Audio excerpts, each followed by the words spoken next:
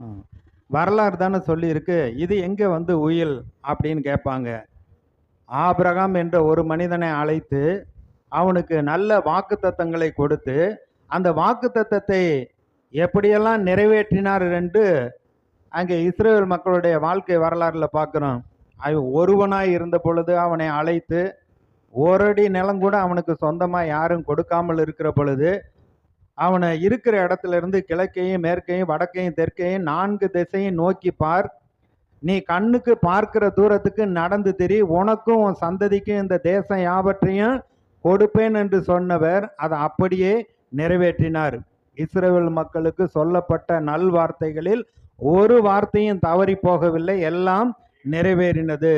மோசையை கொண்டு தீர்க்கதரிசியின் மூலமா சொன்ன வார்த்தைகள் எல்லாம் நிறைவேறினது என்று பார்க்கிறோம். அப்ப வேதத்துல இது தேவன் நமக்கு எழுதி கொடுத்த இந்த வேத புஸ்தகத்துல நம்முடைய தெய்வீக சுகத்தை குறித்து அவர் எப்படி சுகமாக்குவேன் என்று வாக்கு பண்ணி இருக்கிறாரோ அதை நம்ம நன்கு அறிந்து அதை நம்ம அப்படியே விசுவாசிக்க வேண்டும். இன்னைக்கு வந்து ஒரு 5 காரியம் வேதத்திலிருந்து நம்ம தியானிக்க போகிறோம்.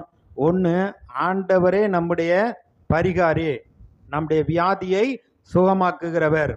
2வது, கர்த்தர் நல்லவர், அவர் மன்னிக்கிறவர், அவர் கிருபை மிகுந்தவர், அவர் நம் மீது வந்து கிருபை பாராட்டுகிறார். 3வது, இயேசு அறிந்து கொண்டோம்னா பிதாவாகிய தேவனை நம்ம நன்கு அறிந்து கொள்ளலாம். 4வது, இயேசு வந்து சுகமாக்கியது இது தேவனுடைய சித்தம் தான். அவர் சொல்றாரு, பிதா என்கிட்ட ஒன்றும் சொல்லாம நான் எதையுமே நான் என் சுயமா செய்யல, அவர் என்ன சொன்னாரோ அதை சொல்றேன், எதை செய்ய சொன்னாரோ அதைத்தான் செய்வேன் என்று சொல்லுகிறார். 5வது, அவர் செய்யவும் உபதேசிக்கவும் தொடங்கினதை இன்றைக்கு நம் மூலமாக நிறைவேற்றுவேன் என்று அவர் வந்து வாக்கு பண்ணி இருக்கிறார். அவர் செய்யவும் உபதேசிக்கவும் தொடங்கி தான் வச்சிருக்காரு. அதை நிறைவுபடுத்துறது யாரு? நம்ம தான். ஏன்னா எபிரேயர் 12 சொல்லப்பட்டிருக்கு, விசுவாசத்தை தொடக்கிறவரும் முடிக்கிறவருமாகிய இயேசுவை நோக்கி நமக்கு நியமித்திருக்க ஓட்டத்திலே பொறுமையோடு ஓடக்கடவும் சொல்றாரு.